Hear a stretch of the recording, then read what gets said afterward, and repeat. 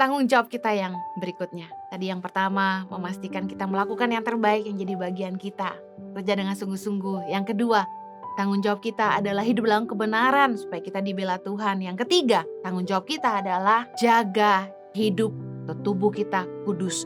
Jangan hidup sembarangan. Roma 12 ayat 1. Karena itu, saudara-saudara, demi kemurahan Allah, aku menasehatkan kamu supaya kamu mempersembahkan tubuhmu sebagai persembahan yang hidup, yang kudus dan yang berkenan kepada Allah. Itu adalah ibadahmu yang sejati. Ibadah yang sejati adalah hidup kita. Bukan cuma persembahan kita, bukan cuma pelayanan kita, tapi hidup kita. Hidup kita lah ibadah kita yang sejati. Apakah kita sembarangan dengan hidup kita? Apakah kita menyia-nyiakan hidup kita? Tahukah Anda kalau kita masih bisa bangun tiap pagi? Kita harus menyadari bahwa hidup itu anugerah. Hidup itu pemberian Tuhan yang harus kita jaga. Dan firman Tuhan bilang gini, supaya kamu mempersembahkan tubuhmu sebagai persembahan yang hidup, yang kudus, dan yang berkenan kepada Allah.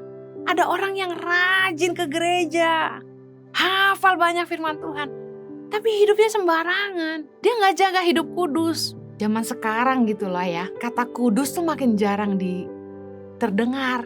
Orang gak bahas lagi tentang bagaimana jaga kekudusan, karena segala sesuatu yang harusnya gak boleh sekarang dianggap wajar. Free sex dianggap wajar. Banyak anak-anak Tuhan yang dipengaruhi oleh gaya hidup dunia, film, sosial media, idola-idola mereka, artis-artis, gaya hidup mereka yang duniawi banyak diadopsi oleh orang-orang percaya. Semua anak-anak mulai ikut-ikutan, dan terutama anak-anak muda, sampai orang gak tahu lagi batasan apa yang kudus dan apa yang berkenan kepada Tuhan.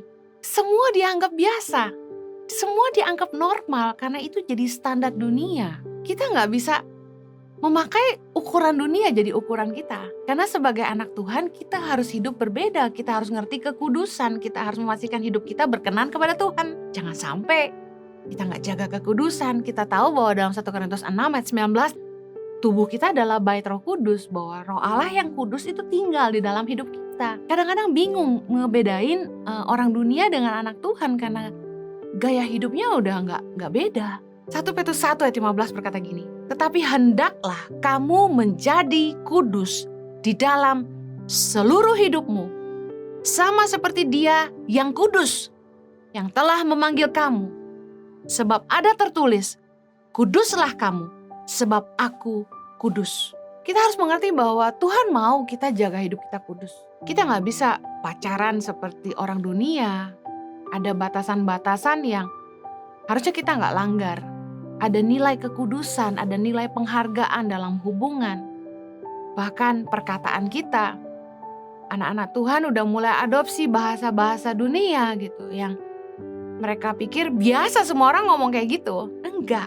Kita mesti mengajarkan nilai-nilai kekudusan kepada anak-anak kita. Ada hal-hal yang kita gak boleh kompromi. Saya tegas sama anak saya, gak ada ya cowok ke kamar cewek bikin macem-macem, gak ada ya. Mama gak mau suatu hari kalian udah kuliah nanti jauh sama mama, pacaran ke kamar, gak ada. Kamu mau dating sama siapa, kamu harus jaga hidup kamu, memastikan orang yang kamu dating itu juga seiman, takut akan Tuhan. Kita gampang aja lihat orang itu ngerti kekudusan atau enggak. Lihat dia sopan apa enggak. Dia ngerti batasan atau enggak. Karena orang yang bisa menghargai kita, mereka jaga kekudusan sampai nikah, itu orang-orang yang takut akan Tuhan.